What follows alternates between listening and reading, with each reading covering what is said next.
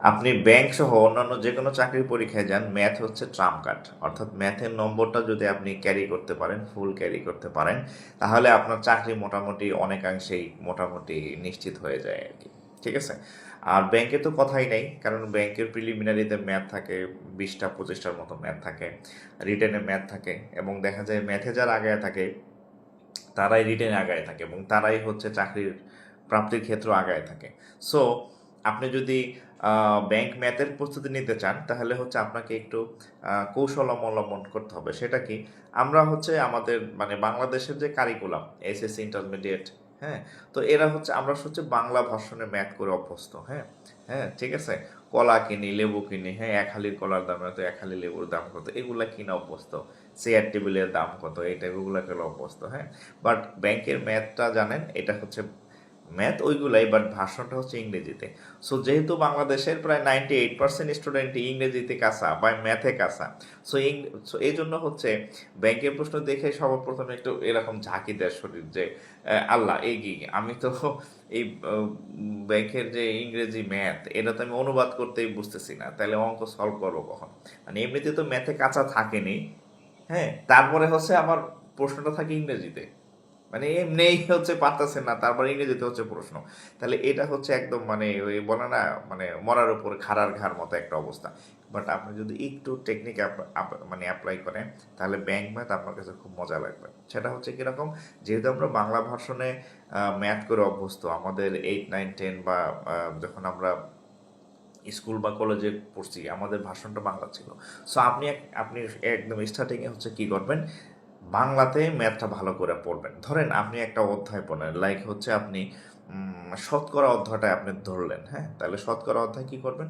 প্রথমে শতকরা অধ্যায়ের বেসিকটা আপনি একটু ক্লিয়ার করবেন, বেসিকটা বুঝবেন, হ্যাঁ, শতকরা বিষয়টা কি বা কিভাবে কি, হ্যাঁ, এটার বেসিকটা বুঝবেন। এরপর আপনি কি করবেন? শতকরার থেকে বাংলাতে ম্যাথ করবেন, মোটামুটি 15 থেকে 20টা ম্যাথ করবেন বিভিন্ন ক্যাটাগরির, হ্যাঁ, ঠিক আছে, ক্যাটাগরির করবেন। এর পাশাপাশি হচ্ছে শতকরা থেকে বিভিন্ন চাকরির পরীক্ষা লাইক বিসিএস, তারপরে প্রাইমারি, নিবন্ধন, তারপরে হচ্ছে এনএসআই, মানে যত অডিটর, যত বাংলা ভার্সনের পরীক্ষা আছে, সেখানে আপনি বাংলা প্রশ্ন সলভ করবেন ম্যাথ মিনিমাম 15 থেকে 20টা, 25টা, 30টা, যত বেশি পারেন তত ভালো।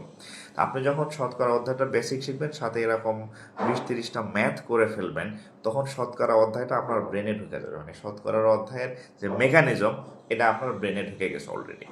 আচ্ছা, এরপরে হচ্ছে আপনি কি করবেন? ব্যাংকের অধ্যায়ের শেষে দেখবেন যে ব্যাংকের প্রিভিয়াস ইয়ার প্রশ্ন দেওয়া থাকে। মানে আপনি এতক্ষণ যে ম্যাথগুলো করছেন বাংলাতে, ওই ম্যাথগুলোই দেখবেন আসছে, জাস্ট হচ্ছে লেখাটা ইংরেজি। তাহলে আপনি যখন ওই প্রশ্নটা রিডিং করবেন, দেখবেন যে ও মাই গড, এই প্রশ্নটা আমি একটু আগে বাংলায় সলভ করে আসছি, এবং ওই প্রশ্নের উত্তরও তখন আপনার জানা থাকবে। ঠিক আছে। তখন আপনি যখন আপনি ইংরেজি প্রশ্ন বুঝবেন, তখন মানে পড়বেন, তখন আপনি ওই ম্যাথটা বুঝতে পারবেন। এরপরে হচ্ছে আপনি ধরে ধরে ইংরেজির যে ভার্সনের ব্যাংক ম্যাথগুলো প্রিভিয়াস পরীক্ষাতে যে আসছে, তখন আপনি ওই ম্যাথগুলো সলভ করবেন, দেখবেন তখন আপনার কাছে ভালো লাগবে। আর মজার বিষয় হচ্ছে, বাংলা ম্যাথ প্রশ্নের মধ্যে অনেক পেঁয়াজ থাকে, যদিও কেবল যদি এই হ্যান ত্যান নাম, ইংরেজি ভার্সনের ম্যাথে কোনো পেঁয়াজ থাকে না, ইংরেজি ভাষার মধ্যে কোনো পেঁয়াজ নাই। ঠিক আছে। তখন দেখবেন আপনার এই বাংলাটা যদি আপনি শিখে আসছেন, ইংরেজিটা আপনার কাছে স্মুথ লাগতেছে এবং পড়তে খুব মানে ম্যাথ করতেও খুব ভালো লাগতেছে। এভাবে হচ্ছে আপনি ঠিক একইভাবে বাংলার মতো বিভিন্ন চাকরির পরীক্ষায় যে ব্যাংকের প্রশ্ন আসছে, সেখান থেকে 15, 20, 30 যত বেশি পড়তে পারেন, মোটামুটি 20-30টার নিচে করবেন না। তাহলে বাংলাতে যদি আপনি একটা অধ্যায়ের 25-30টা ম্যাথ করেন বাংলা ভার্সনের, সাথে ব্যাংকের ম্যাথও যদি আপনি ওই অধ্যায়ের 20-30টা ম্যাথ করেন, তাহলে প্রত্যেকটা অধ্যায়ে আপনার 50-60 ম্যাথ হচ্ছে আপনার করা হচ্ছে। মানে একটা অধ্যায়ে আপনার 50 থেকে 60টা ম্যাথ করা হচ্ছে বিভিন্ন ক্যাটাগরির।